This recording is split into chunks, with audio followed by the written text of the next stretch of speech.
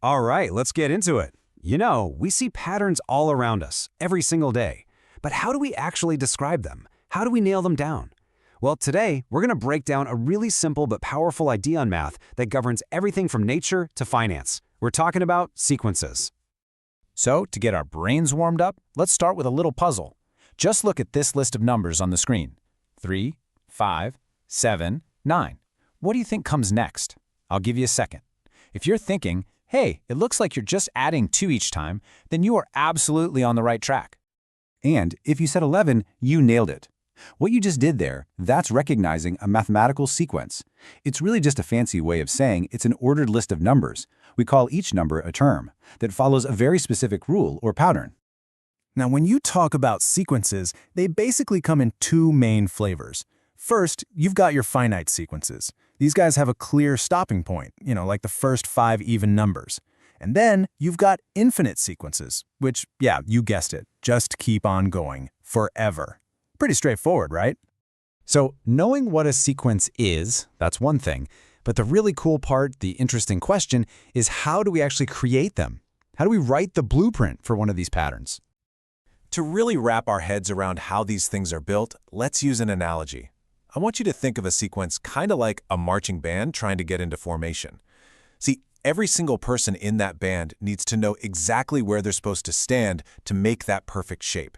And it turns out there are 2 main ways to give them their instructions. And this slide just breaks down those 2 instruction sets perfectly. On one side, you have what's called the general term. Just think of that as giving every band member a super precise GPS coordinate for their spot. On the other side, you've got the recursive rule, which is a lot more like telling each person, hey, just look at the person in front of you and line up based on them. See? 2 totally different methods to get to that same perfect formation. So let's dig into that first method, the general term.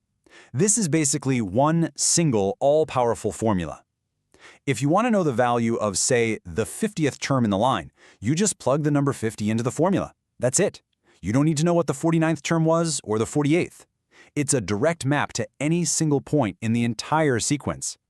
And this shows you just how powerful that is. Remember our first little puzzle? Well, the general term, the GPS coordinate for that sequence, is 2n plus 1. So what if you wanted to know the 100th term? You don't have to sit there adding 2 over and over again. Nope, you just plug 100 in for n. So 2 times 100 is 200, plus 1 is 201. Boom, done. So efficient.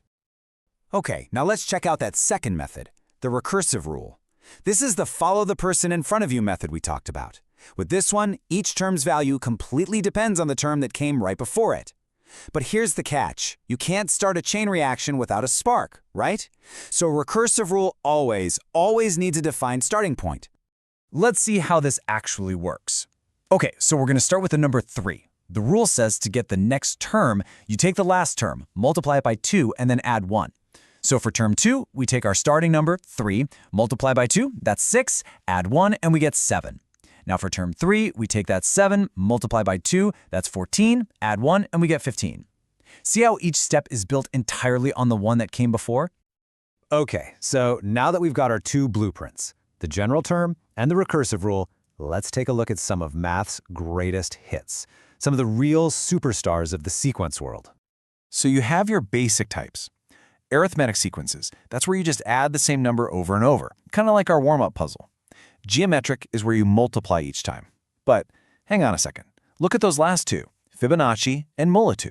They look like they have the exact same rule. So what gives? First, let's meet the celebrity of the group, the Fibonacci sequence. This one is famous. It shows up in nature all the time. And the rule is so simple. You just add the 2 previous terms to get the next one. So 1 plus 1 gives you 2. Then 1 plus 2 gives you 3. 2 plus 3 gives you 5, and on it goes. And this brings us to something really fascinating. Now look at the Mullitou sequence. It uses the exact same recursive rule as Fibonacci. Add the last 2 terms together. So why on earth is it a completely different sequence of numbers? Well, it's all about the starting point. Fibonacci starts with 1 and 1. Mullitou starts with 4 and 1. That one tiny change to the initial conditions generates a totally unique pattern. And get this isn't some ancient concept dug up from a textbook. The Mulatu sequence was only introduced back in 2011 by Professor Mulatu Lema, a mathematician from Ethiopia. It's just a fantastic reminder that people are discovering new patterns and new ideas in math all the time. So, after all of this, after looking at how these patterns are built and checking out some famous examples, what's the big idea here? What should we really walk away with? It's this. This is the crucial point. Whether it's a simple instruction like add 2 or a rule like add the 2 before you, the real magic of sequences is that you can generate these incredibly complex, beautiful, and sometimes unpredictable patterns from very, very simple starting rules. And that really leaves us with one final thought. We've kind of peeked behind the curtain and learned the grammar of patterns, the basic rules that write these hidden numeric stories all over the world. So now that you know how to look for the rules, what hidden patterns, what sequences are you going to start seeing in the world around you?